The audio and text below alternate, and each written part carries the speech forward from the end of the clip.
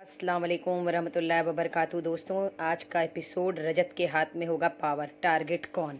फिलहाल मुझे भी इस चीज़ का इंतज़ार है। आज का एपिसोड शुरू हुआ अविनाश, ईशा, एलेक्स, सारा और बग्गा जी की मस्ती के साथ। पर सच बताऊं, बिल्कुल भी ये मस्ती अच्छी नहीं लग रही थी। एकदम भी अच्छा नहीं लग रहा था, क्योंकि अविनाश इस तरीके से अपना रोल बना चुके हैं। अपना पूरे 40 दिनों में उन्होंने अपना ऐसा कैरेक्टर सेट कर लिया है बिग बॉस में कि उनकी ये मस्ती पता नहीं क्यों अच्छी नहीं लग रही। शायद ये शुरू शुरू में करते तो शायद अच्छी लगती एज ए व्यूवर, जहाँ से मैं देख रही हूँ। लेकिन हाँ, इन्होंने जब आरफीन की एक्टिंग की तो अच्छी लगी, क्योंकि भाई जो चीज़ अच्छी है तो है इस बंदे की। यहाँ पर थोड़ी सी अच्छी लगी। लेकिन मैं एक बात बताऊँ, यहाँ पर चुम, शिल्पा जी, करण और ये लोग सारे लोग बैठ के रजत से ये पूछ रहे थे कि अब तुम क्या करोगे, कैसा क्या तुम्हारा प्लान है, क्या पावर है। तो रजत बहुत रूडली बिहेव कर रहे थे। जैसे लग रहा है कि टाइम्स ऑफ गॉड बनने के बाद इनका दिमाग अर्श मोहल्ला पे हो गया है। इनको सीधे मुंह बात करने नहीं आ रहा है किसी से भी, खासकर कशिश से और चाहत से। चुम और श्रुतिका और करण मस्ती करते हुए, फिलहाल यहाँ पर यही डिस्कशन चल रहा था कि आज है चिल्ड्रंस डे था, तो उसकी बधाई दे रहे थे अविनाश सबको। फिलहाल अविनाश के ये लोग बच्चे ही हैं। चाहत और कशिश, जिनकी वजह से रजत बने थे टाइम्स ऑफ गॉड, वो लोग बहुत मायूस रजत की वजह से। फिलहाल यहाँ पर ये लोग यही बात कर रहे थे, विवान, एलेक्स और अविनाश। बग्गा जी तो अपनी एक जगह बना रहे हैं कि देखो अब करण क्या करता है, अब रजत बने हैं टाइम्स ऑफ गॉड, इस तरीके की बात। लेकिन रजत फिर ने टारगेट किया उन्होंने चाहत को। पता नहीं क्यों वो चाहत से इस तरीके से बात करते, इतना रूडली। भाई आप टाइम्स ऑफ गॉड चाहत और कशिश की वजह से ही बने, शायद ये बात भूल गए हैं। फिलहाल कशिश और शिल्पा जी जिम एरिया में बैठ करके उसी तरीके से मस्ती करती हुई, इन लोगों की मस्ती तो अल्लाह कभी बंद नहीं होगी। शिल्पा जी सुधर जाइए, कहीं ऐसा ना हो कि इस हफ्ते फिर आप वीकेंड के वार पे टारगेट हो। फिलहाल आगे रवि भैया, हाय दैया रवि किशन की एंट्री होती है उनके भोजपुरी सॉन्ग के साथ, जिसकी वजह से पूरे घर में एक मस्ती का माहौल छिड़ जाता है। फिलहाल रवि भैया आए थे इसीलिए इस हफ्ते बताने की छठा हफ्ता, और यहाँ पर दबंगई चल रही है जिस तरीके से सारे के सारे यहाँ पर। फिलहाल वो आँख खोलने आए थे। फिलहाल तो आँख सभी की खुल गई है, चाहे वो चाहत हो, रजत हो, चाहे शिल्पा जी हो, सभी की आंखें खुल गई है। लेकिन इनडायरेक्ट में बोली बहुत ज़बरदस्त मारते हैं रवि भैया, छोड़ते किसी को भी नहीं है। उन्होंने रजत की एक्टिंग करवाई अविनाश से। अविनाश बहुत अच्छी एक्टिंग करते। फिलहाल हमें लग रहा है ना अविनाश मिमिक्री में नंबर 1 हो गए। फिर याद है टास्क वाले दिन रजत भैया ने विवान को बुलाया था कंबल में, उसी की एक्टिंग हुई, एक्टिंग अच्छी थी। चाहत विवान, विवान चाहत, यहाँ आर्गूमेंट चलता रहता है। फिलहाल रजत और विवान को इन्होंने बुलाया एक डांस परफॉर्मेंस देने के लिए। बहुत अच्छा लग रहा था ये डांस परफॉर्मेंस दोनों लोग का। फिलहाल मुझे दोनों ही कैरेक्टर अच्छे लगते हैं, उतने खास भी नहीं, लेकिन विवान मुझे बहुत ज़्यादा पसंद है। विवान का फिलहाल रवि भैया आए हैं यहाँ पर आग लगाने के लिए, जैसा कि हम सब जानते हैं। पर पता था मुझे कि आज सलमान खान आने वाले, पर वो आए नहीं, जिसका मुझे बहुत ज़्यादा अफसोस है। पता नहीं क्यों इस तरीके से एपिसोड खत्म हुआ चला जा रहा है। मुझे लग रहा है सलमान खान को देखने का ख्वाब ही रह जाएगा। फिलहाल चाहत की एक्टिंग की, चाहत ने जो चाय छीनी थी अभिमान से। वैसे भी अविनाश एक्टिंग करने में माहिर है, हर किसी की करते हैं, उन्होंने चाहत की एक्टिंग की। लेकिन हाँ, यहाँ पर रवि भैया ने पॉइंट किया बग्गा जी को, जो कि बग्गा जी का रूप हम लोग देख रहे हैं।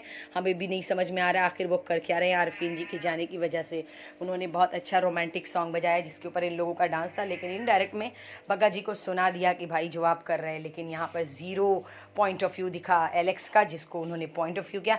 अब भी वक्त है एलेक्स जी, आँख खोलिए। मुझे तो आपके पॉइंट कहीं नहीं दिखते, हर जगह पीछे पीछे आप दिखती हैं सबके, मतलब विवान के और ईशा के और क्या बोलते हैं अविनाश के। बाकी उनके कोई पॉइंट्स दिखते नहीं हैं। लेकिन क्या बोलते हैं दिग्विजय यहाँ पर वो बने टॉइन मैन, जिसकी वजह से सबके चेहरे उतरे। और ईशा ने जो नाम दिया था कशिश को शुतुरमुर्ग, उसकी एक्टिंग करके ईशा को दिखाना था, लेकिन बिल्कुल भी एक्टिंग अच्छी नहीं लग रही थी ईशा आपके ऊपर। कशिश की एक्टिंग कशिश ज़्यादा अच्छे से करती हैं बनिस्बत आपके, आप उतना अच्छा कर नहीं पा रही थी जितना अच्छा करने की आप एक नाकाम कोशिश कर रही थी। फिलहाल इंटरेस्टिंग माहौल तो रहा, लेकिन पता नहीं क्यों आज का एपिसोड मुझे बिल्कुल भी अच्छा नहीं लगा। बहुत बोरिंग लग रहा था, बिल्कुल भी मज़ा नहीं आ रहा था। आज के एपिसोड में कुछ लग ही नहीं रहा था, मतलब चल क्या रहा है, बेकार एपिसोड था। शायद सलमान खान आते तो एपिसोड में जान आती। फिलहाल रजत और शिल्पा जी की जो केमिस्ट्री हमें देखने मिली थी, वो केमिस्ट्री बहुत ज़बरदस्त थी। उसी को वापस से उन लोगों ने यहाँ पे रिक्रिएट किया, बहुत अच्छा लग रहा था। लेकिन रजत पगले हैं वाकई में। लेकिन आज रजत की पागलपंती तो बहुत साफ और क्लियर दिखाई दे गई कि रजत क्या कर रहे हैं। मुझे नहीं पता, मुझे नहीं समझ में आ रहा है कि रजत के दिमाग में चल क्या रहा है। फिलहाल टॉइन मैन बने दिग्विजय, मुझे बड़ी हैरत हो रही थी। मैंने तो सोचा ही नहीं था ये होंगे, क्योंकि मुझे ऐसा लगा था कि टॉइन मैन बनेंगे विवान, क्योंकि विवान की इस हफ्ते मस्ती बहुत ज़्यादा थी, बातें बहुत ज़्यादा थी। लेकिन फ़िलहाल कॉन्ग्रेचुलेशंस दिग्विजय। और रजत ने फिर पॉइंट किया चाहत को, लेकिन रजत को समझ में नहीं आ रहा चाहत से पंगा न ले। विवान आए यहाँ पर, चुम से कहा उन्होंने, हम तुम फेक लड़ाई करते हैं ताकि चाहत मेरा पीछा छोड़ दे, क्योंकि विवान को ऐसा लग रहा है जब से रवि किशन बोल के गए हैं तुम्हारी मेरी नटखट अच्छी लगती, तब से चाहत मेरे पीछे ज़्यादा पड़ गई है। फिलहाल चाहत इरिटेटिंग है, चाहे जो भी है, बंदी अकेले खेल रही है, अकेले है, किसी के साथ नहीं है, ना कोई उसको सपोर्ट करता है। फिलहाल यहाँ पे चुम और विवान और शिल्पा जी की एक्टिंग तो बहुत अच्छी थी, मज़ा आ रहा था। लेकिन करण को समझ में नहीं आ रहा था, करण को ऐसा लग रहा था कि विवान को शायद नहीं पता है। लेकिन भाई करण, आप बहुत पीछे हैं, आप पता नहीं कहाँ हैं। मुझे तो नहीं लग रहा है पूरे एपिसोड में आप कहीं दिख भी रहे हैं। फिलहाल श्रुतिका पहुंची फिर इंचार की तिगड़ी के पास अपनी एक जगह बनाने के लिए। उन्होंने इनसे पूछा कि क्या मैं गलत कर रही हूँ, मैं दोनों तरफ बैठती हूँ तो क्या किसी एक ग्रुप को सपोर्ट करना ज़रूरी है? भाई सपोर्ट करने की बात नहीं हो रही है यहाँ पे, हो रही है रिश्ते बनाने की बात। श्रुतिका, आपको शायद समझ में नहीं आ रहा है, रिश्ते कितने, आप उन्हीं लोगों से पूछने आई जिनके खुद के रिश्ते इतने स्ट्रांग हैं, आप उन लोगों से पूछने। मुझे तो हंसी आ रही है आपकी बेवकूफ़ी पर। लेकिन फिलहाल चोम और विवान अपनी एक्टिंग करते हुए, उनकी एक्टिंग बहुत अच्छी लग रही थी। करण को समझ में नहीं आ रहा था आखिर हो क्या रहा है। फाइनली चोम और शिल्पा जी ने बताया कि विवान को पता है हम सब मिलकर ही एक्टिंग कर रहे हैं ताकि चाहत विवान को परेशान न करे, इसलिए वो इस तरीके। चाहत को भी समझ में नहीं आ रही है चोम और विवान आपस में क्यों लड़ रहे हैं। बग्गा जी ने अपनी तुक्का तीर चलाया और उन्होंने ये बोला, अरे ये एक्टिंग हो रही है, तुम्हें नहीं पता है। पर चाहत को लगा सच में हो रही होगी। लेकिन दिग्विजय ने यहाँ पे शिल्पा जी से ये पूछा कि कशिश आपको सपोर्ट नहीं कर रही थी, आपको कैसा लग रहा था? पर दिग्विजय, शिल्पा जी ने क्लियर बोला, उसने मुझे कहा था कि आपको वहाँ पे सपोर्ट करने के लिए बहुत सारे लोग हैं, पर मुझे नहीं, मैं रजत को करूँगी। और रजत यहाँ पे ईशा से ये बोल रहे थे कि उसने शिल्पा जी के साथ बैठी पर उसने मुझे सपोर्ट किया। मुझे पता नहीं कि उसके ऊपर यकीन नहीं है। भाई रजत, आप वाकई में बहुत ज़्यादा पलटू हैं। सही कहा जाता है, आप यू टर्न लेते हैं। बिग बॉस ने जब उनको टाइमलाइन चेंज करने को कहा और रजत को यह कहा कि आप किसी एक को बचा सकते हैं। खैर हमें तो पूरी अच्छी तरह से पता था एज ए व्यूवर कि आप दिग्विजय को बचाएंगे, क्योंकि दिग्विजय आपके फ्रेंड है। मैं यही सोच रही थी कि चलो दिग्विजय को बचाएंगे। लेकिन सबको बचाने के बाद उन्होंने करण के लिए जो बातें कही कि करण को मैं इसलिए नहीं चाहता हूँ क्योंकि वो अपने ओपिनियन नहीं देते। आई अग्री, मैं बिल्कुल भी अग्री हूँ इस चीज़ से कि चलो भाई ठीक है, आपने कहा कि आप नहीं बचाना चाहते, लेकिन आपने चुम को बोला, इतना बेतुका रीज़न दिया। आप यही रीज़न अगर कशिश को देते कि मेरे लिए दिग्विजय प्रायोरिटी है लेकिन मैं आपको नहीं बचाऊंगा, तो शायद कशिश अंडरस्टैंड करती। पर उन्होंने ये कहा कि वो शिल्पा जी को सपोर्ट ना करके मुझे कर रही थी, इसलिए मैं उसको नॉमिनेट कर रहा हूँ। मुझे बहुत हैरत हुई जिस तरीके से कशिश को बहुत सदमा हुआ इस चीज़ का, और मुझे भी हुआ। चाहत और कशिश की वजह से दिग्विजय बने थे, पर वाकई में दिग्विजय ने यहाँ पर, मैं ये कह सकती हूँ, पलट गए, यू टर्न ले लिया। या फिर हम ये कह सकते हैं कि उन्होंने यहाँ पर दोगलापंती दिखा दी, यही कहेंगे और क्या।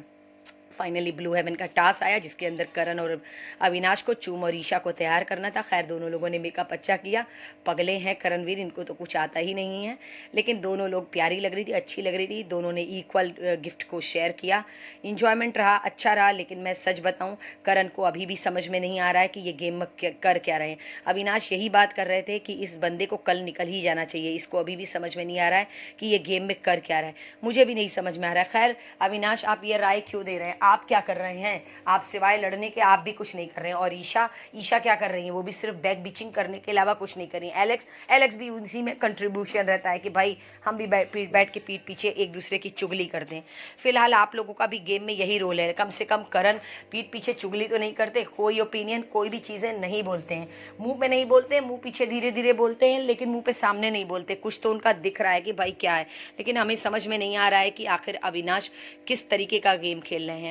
फिलहाल चाहत फिर पहुंची रजत के पास, वही उसी टॉपिक पे लड़ते हुए कि तुम बहुत ख़राब रीज़न देके तुमने कशिश को वो किया। और वो ये बता रही थी कि हमारे और कशिश की वजह से ही तुम टाइम्स ऑफ गॉड बने थे, तुम और शिल्पा जी।